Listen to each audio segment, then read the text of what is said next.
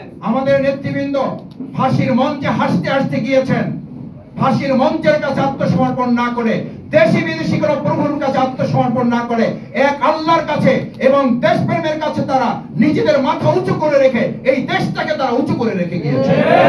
আমাদেরকে কেউ ভোটের ভয় দেখাবেন না। আমাদেরকে দল হিসাবে আমাদেরকে কেউ কটাক্ষ করলে এই জাতির কাজ করে তাদেরকে দাঁড়াতে হবে। বাংলাদেশ জামাত ইসলামী ঐতিহাসিক এক দায়বদ্ধতা নিয়ে এই বাংলাদেশের মানুষের দেশপ্রেমের চেতনাকে ধারণ করে আমরা আমাদের কার্যক্রমগুলো সম্পন্ন করে যাচ্ছি। আজকে নতুন করে হঠাৎ আবার শোনা যাচ্ছে বাংলাদেশে এখন জঙ্গি তকমা তোলা হচ্ছে। এই জঙ্গি তকমা তো তুলেছিল ফ্যাসিস্ট এবং তাদের দোসর। তারা ছিল সবচেয়ে বড় জঙ্গি, যারা জঙ্গি তকমা তুলে আয়নাগরকে জায়েজ করেছিল। এই জঙ্গি তকমা তুলে খুন, গুম, রিমান্ডকে তারা জায়েজ করেছিল। আজকে নতুন করে একই জঙ্গি তকমা তুলে আবার বাংলাদেশকে সেই 15 বছরের অন্ধকারের যুগে ফিরে নেওয়ার ষড়যন্ত্রের অংশ হিসাবেই তারা এই কাজগুলো করছে। আমরা দায়িত্বহীন কণ্ঠে বলতে চাই, জঙ্গি তকমা দিয়ে বাংলাদেশকে আর নতুন কোন ষড়যন্ত্রের ফাঁদে ফালানো যাবে না।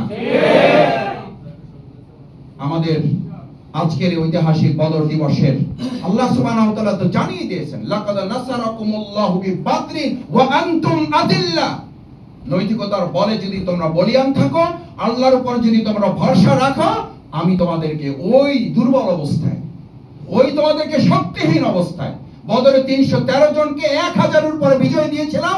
ওই আল্লাহ 2024 সালের সমস্ত মেকানিজমে গোটা পৃথিবীকে ধারণ করে যারা মনে করেছিল 41 সাল না তারা যতদিন বেঁচে থাকবে, এটা তারা অহংকার করে বলেছিল না, বলে নাই? এই অহংকারী জাতিকে আল্লাহ তাআলা, আমি এই কথা বহুবার বলেছি, এই বদরের শিক্ষায় মুআজ মুআবাস রাদিয়াল্লাহু তাআলা আনহুর মতো আমাদের ছোট্ট সাহাবীদেরকে দিয়ে শেষ করছে। আবু জেহেলের মতো সবচেয়ে বড় বদমাইশটাকে, সবচেয়ে বড় ইসলাম বিরোধী শক্তিটাকে আমাকে কেউ কেউ বলতেন, মাসুদ ভাই বড়রা পারলো না, ছোটরা পারলো কিভাবে? আমি বললাম এটা আল্লাহর একটা পরিকল্পনা, যে আল্লাহ তাআলা বড়দেরকে দিয়ে শেখ হাসিনার মতো ফ্যাসিস্টকে শেষ করবেন না। আমাদের ছোট ছাত্র জনতা, সন্তানতুল্য ছোট ভাইদের হাতে একে শেষ করে আরেকবার প্রমাণ করেছেন, নৈতিকতার শক্তি থেকে বলিয়ান হলে আরেকদিকে দম্ভ অহমিকা যত বেশি করবে, তাকে তার চেয়ে অত ছোট জিনিস দিয়ে তাকে শেষ করে দেবে। ভবিষ্যতেও যদি কেউ ফ্যাসিস্টদের স্বৈরাচারীর নীতি অবলম্বন করেন, মনে রাখতে হবে এর চেয়ে ছোট জিনিস দিয়ে তাদেরকে শেষ করার ক্ষমতা আল্লাহর আছে।